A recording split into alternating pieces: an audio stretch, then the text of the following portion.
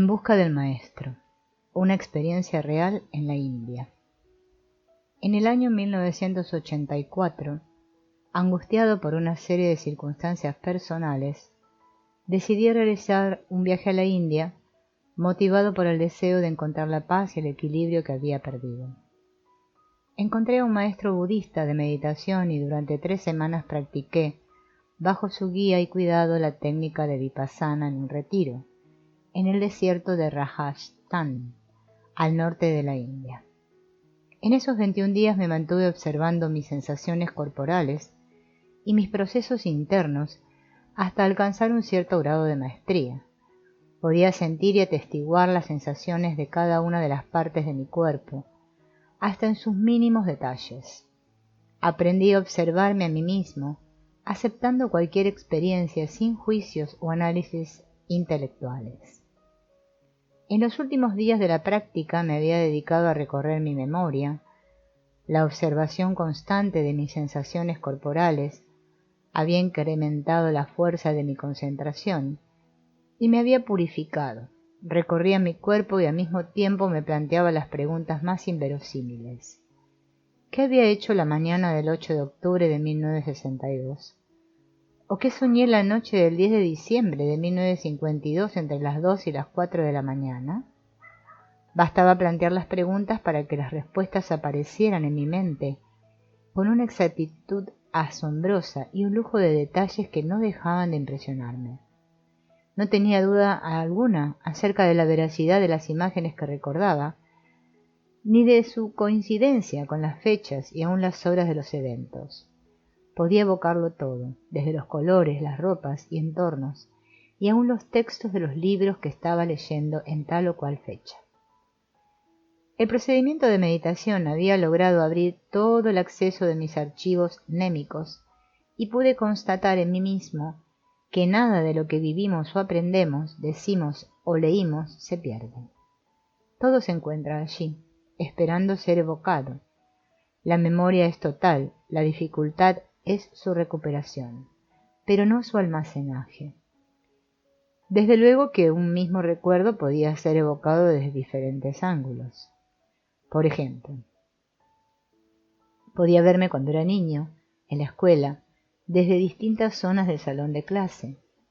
Eso quería decir que el archivo no es lineal ni rígido, sino funcional y versátil. No guardamos los recuerdos almacenados como fotografías, sino como patrones que pueden ser reconstruidos con cierto grado de libertad. El modelo psicoanalítico y el dianético, con su búsqueda de memorias fijas traumáticas, estaba equivocado y yo lo comprobaba a mí mismo. Sin embargo, no estaba satisfecho. Quería más, quizás la felicidad total o el gozo permanente. La observación me enseñaba, pero debía existir otro nivel de existencia, aún más trascendente que el observador. Había oído hablar de Lakshman Shu, un maestro iluminado, depositario del linaje del Shaivismo de Cachemira. Lakshman Shu vivía en la zona más norteña de la India. Le escribí y me contestó que no podía recibirme. Había oído hablar de Sai Baba, quien vivía en el sur de la India, cerca de la ciudad de Bangalore. Dudaba de él, pero al mismo tiempo me atraía. En Delhi me enteré que el viaje en tren a Bangalore duraba 36 horas y que solamente una vez por semana un tren especial, el expreso de Bangalore, reducía el tiempo de trayecto a la mitad. Sin embargo, conseguir un lugar en el expreso era casi imposible y solo se lograba tras una reservación con 1 o 2 semanas de anticipación. Era de noche en la estación y yo pedí una señal. En mi mente le hablé a Sai Baba y le dije que si era adecuado verlo me enviara un aviso.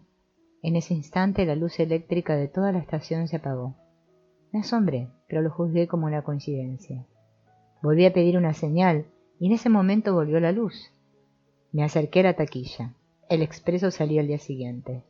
Algo dentro de mí me pidió esperar en la cola. Cuando me tocó mi turno frente al mostrador de la taquilla, un señor se acercó a cancelar su boleto y me lo asignaron a mí. Aquello era demasiado sincronístico. Tomé el boleto y en el instante de asirlo una mujer a mis espaldas lanzó un terrible quejido. Me asusté, pero no devolví el boleto. Ya en el tren y a 500 kilómetros de mi destino, comencé a sentir una presencia invisible dentro del vagón. Parecía ser alguien indagando acerca de mi vida. Dudé de mi impresión y en ese instante un niño comenzó a llorar. Volví a sentir la presencia y su indagación. Dudé 7 veces de que mi experiencia fuera real y las 7 dudas se acompañaron de otras tantas alteraciones en el vagón. Un ventilador se apagaba súbitamente. Algo se caía, la luz se apagaba. Dejé de dudar cuando los eventos comenzaron a afectar mi cuerpo orgánico. Súbitos dolores de cabeza, torceduras o piquetes eran el resultado de no creer en la presencia que sentía. Estaba seguro que era Sai Baba o algo asociado con él lo que escudriñaba mi mente. El recuerdo más doloroso de mi vida, la enfermedad de mi madre asociada con un cáncer cerebral, parecía ser el evento favorito de ese espía psíquico que activaba mis circuitos de memoria, evocando escenas de mi infancia ligada con mi madre enferma. En Bangalore dormí en un hotel y en la mañana me dirigía al ashram de Sai Baba.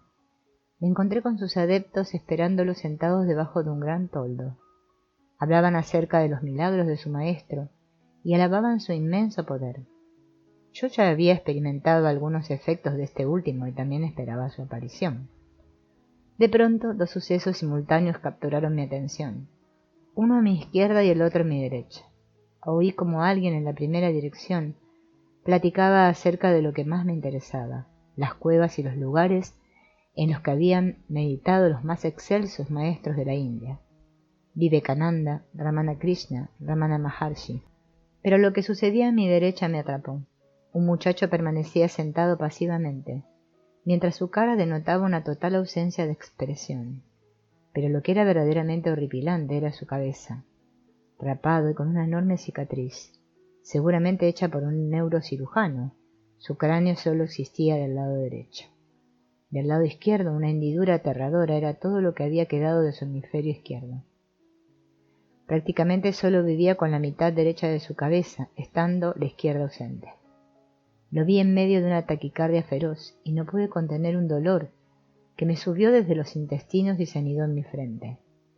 Comencé a llorar recordando a mi madre y prácticamente me volqué hacia afuera, perdido en la angustia y el terror.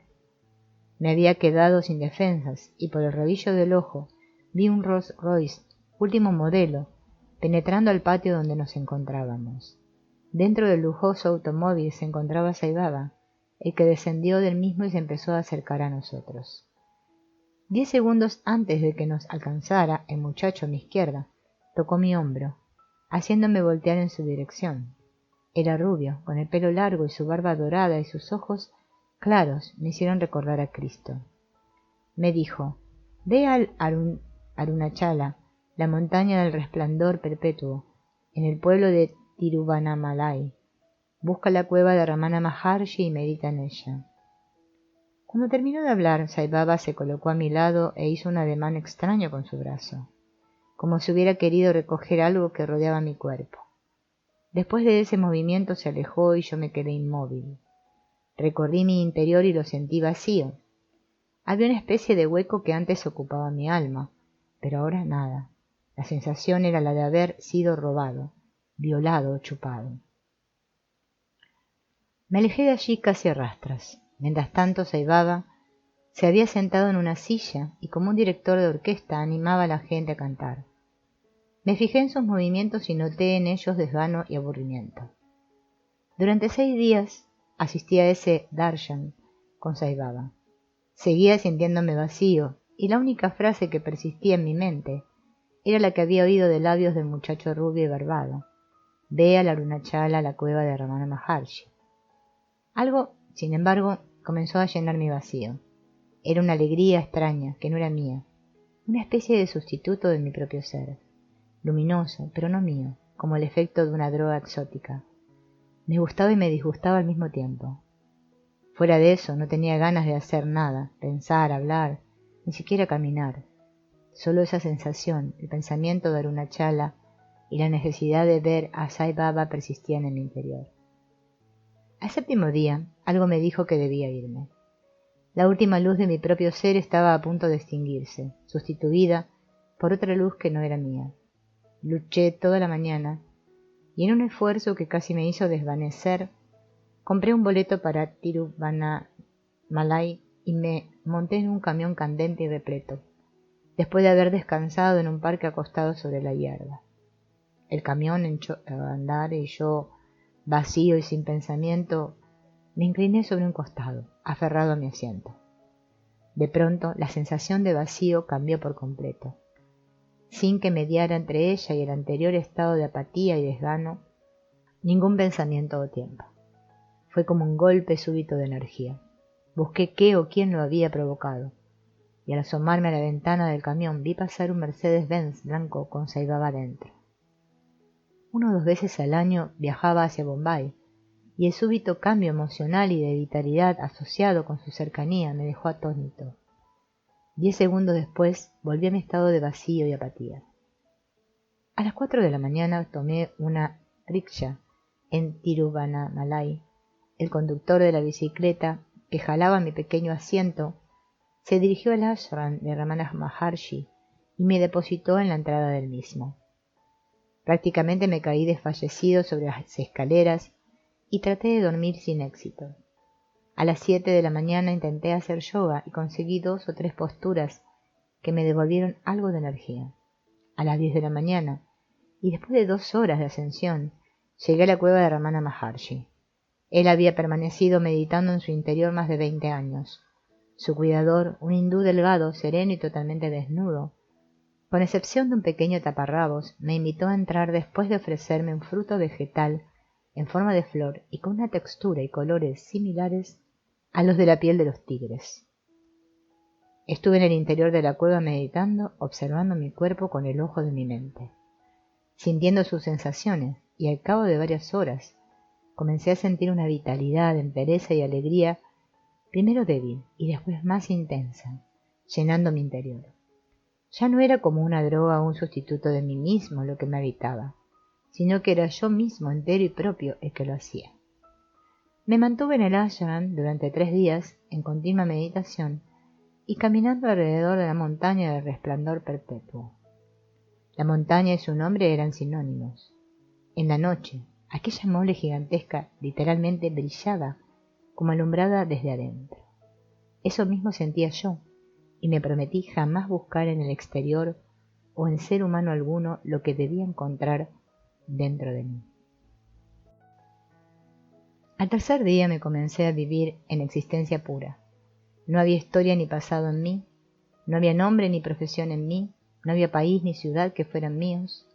Lo único que existía era la existencia, y yo en ella y como ella.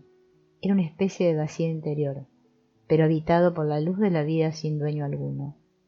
No era el vacío que había sentido con Saibaba, ocupado por otro yo, sino el vacío luminoso de mí mismo como existencia igual a cualquier otra existencia, pero al mismo tiempo única y no compartida con nadie.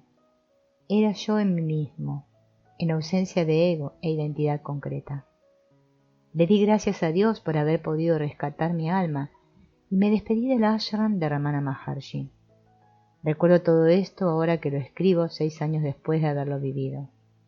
Aprendí mucho de esa experiencia y la comparto con la ilusión de que los que la lean también aprendan algo de ella.